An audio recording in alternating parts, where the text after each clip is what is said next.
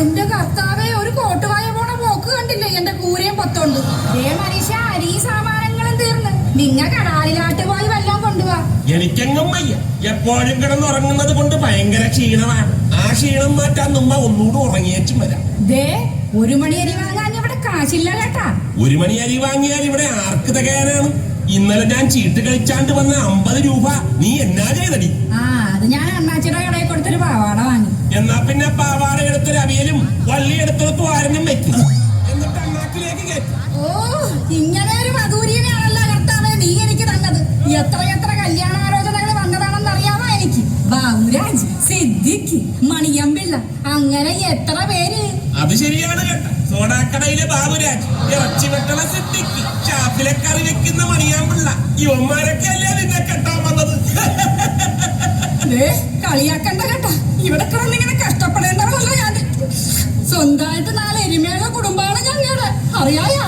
അതിലിപ്പം 3 എണ്ണമല്ലേ ഉള്ളു ബാക്കി. അതെങ്ങനെയാണ്? അതിലൊന്നിനെയാണല്ല തമ്പുരാൻ എന്റെ തലയിലോട്ട് കയറ്റി വെച്ചത്. എന്നാ പിന്നെ നിങ്ങൾ പോയി വേറൊരു പെണ്ണിനെ കെട്ടുപടി. ഉറക്കാട്ടെന്ന് എനിക്കൊരു ആലോചന വരുന്നുണ്ട് കേട്ടോ. കെട്ടും. ചരിഞ്ഞാനൊക്കെ എന്തിനാണ് നെറ്റിപ്പട്ടം? എന്റെ നാക്ക് ചൊറിഞ്ഞു വരണുണ്ട് കേട്ടോ. ഇതെന്നതാണ് ഈ കൊണ്ടുപോണത്? ഇത് നമ്മുടെ ആന്റണി പിടിച്ച സ്രാവാണ്. കണ്ടാ, നിങ്ങ ആന്റണിയെ കണ്ടുപിടിക്ക്. തമ്പുരാനെ, ഇതെന്നാണ് ഈ കൊണ്ടുപോണത്? ഇത് സ്രാവ് പിടിച്ച ആന്റണി. കർത്താവേ, ആന്റണിയെ കണ്ടു പഠിക്കാതിരുന്നത് നന്നായി കേട്ടോ.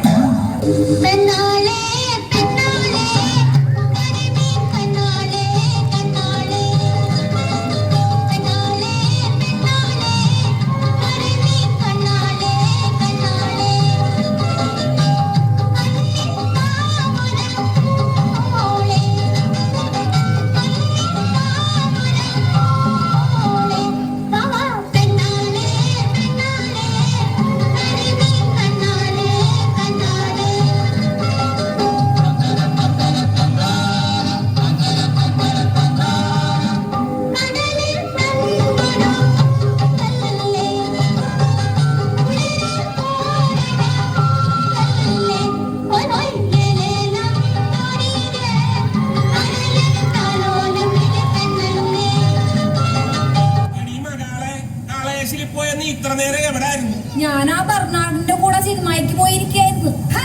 ആ അമ്പില്ലാരെ കൂടെ സിനിമയ്ക്ക് പോയിരിക്കുന്നു. അത് ഒറ്റയ്ക്ക് നമ്മെ കൂടെ വിളിച്ചൂടായിരുന്നാടി. പോലെ അഴിഞ്ഞാടി നടക്കാനാണ് നിന്റെ പ്ലാനും. പുണ്യാളച്ചനാണ് വല്ല മണകുളാഞ്ചനെയും കൊണ്ട് ഞാൻ കെട്ടിക്കും കേട്ടോ. അത് നേരാണ്. പണ്ടിങ്കാരെ കൊണ്ട് എന്നെ കെട്ടിച്ചതുപോലെ വടി പോലെ നിക്കാതെ നിങ്ങൾ വലയെടുത്ത് കടാലിൽ പോവാൻ നോക്ക് മനുഷ്യ. ഇന്ന് തന്നെ പോണാടി. പോണം. നാളെ പോയാ പോരെ. എന്റെ സ്വഭാവം മാറ്റരുത്. നീനൊക്കെ ഒന്ന് ഉണരട്ടടി, വെയിലൊന്ന് ആറട്ടെ. ഓ, ഇങ്ങനെ ഒരു മടിയൻ. എന്നാ പിന്നെ നീ എന്റെ ആ പോരുവല ഇങ്ങാട്ടെടുക്കും.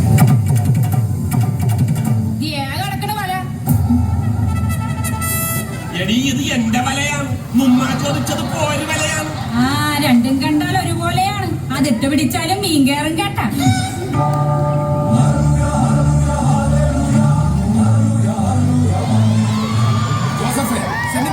മതില് കെട്ടാൻ കാശ് ചോദിച്ചു വന്ന കപ്പ്യാരെ നീ തല്ലി എന്ന് കേട്ടു. തല്ലി? അച്ഛനൊരു കാര്യം മനസ്സിലാക്കണം. സെമിത്തേരി കിടക്കുന്ന ആരെങ്കിലും പുറത്താട്ട് പോവുക? ഇല്ല. പുറത്തുള്ള ആരെങ്കിലും സെമിത്തേരിയിലേക്ക് പോകാൻ മോഹിക്കുക? അതുമില്ല. പിന്നെ എന്നാത്തിനാണോ സെമിത്തേരിക്കൊരു മതില്? ജോസഫേ, നീ വെള്ളം അടിച്ചിട്ടുണ്ടോ? ഇല്ലച്ചോ. നിന്റെ ശ്വാസത്തിൽ പോലും മദ്യത്തിന്റെ മണമുണ്ട്. ഈ ശ്വാസം കൊണ്ട് മുകളിലേക്ക് പോയാൽ നിനക്ക് സ്വർഗരാജ്യം കിട്ടില്ല. അച്ഛോ, ഈ ശ്വാസം ഇവിടെ വെച്ച് തീരുമ്പാടല്ലേ നമ്മ മേലോട്ട് പോണം. മേരി, കർത്താവ് ചുമന്നതിനേക്കാൾ വലിയൊരു കുരിശാണല്ലോ നീ ചുമക്കുന്നത്. അച്ഛനൊരു കട്ടനെടുക്കട്ടാ? വേണ്ട, വയറ് നിറഞ്ഞു, ഞാൻ ഇറങ്ങുന്നു. മേരി, നീ പെരുന്നാളിന് പങ്കെടുക്കണം. അപ്പൊ ഉമ്മ പങ്കെടുക്കണ്ടേ അച്ഛോ?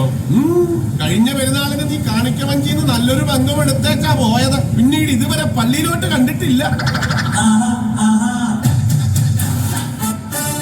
ഇതെന്താണ് ജോസഫേ, മഴക്കോട്ടോ? അല്ലച്ചോ, ബുള്ളറ്റ് പ്രൂഫാണ്. കടാലിലാട്ടല്ലേ പോണത്. ഏത് ഇറ്റാലിയൻ കപ്പലിൽ നിന്ന് എപ്പോഴാണ് വെടിവരണമെന്ന് പറയാൻ പറ്റില്ല. പോണാണ്. നമ്മ കടാലിൽ പോയി തിരിച്ചു വന്നില്ലേ? നീ ആ ഇറച്ചി വെട്ടണ സിദ്ദിഖിനെ തന്നെ കെട്ടണം കേട്ടാ. അവൻ നിന്റെ ബദ്ധ ശത്രുവല്ലേ ജോസഫേ?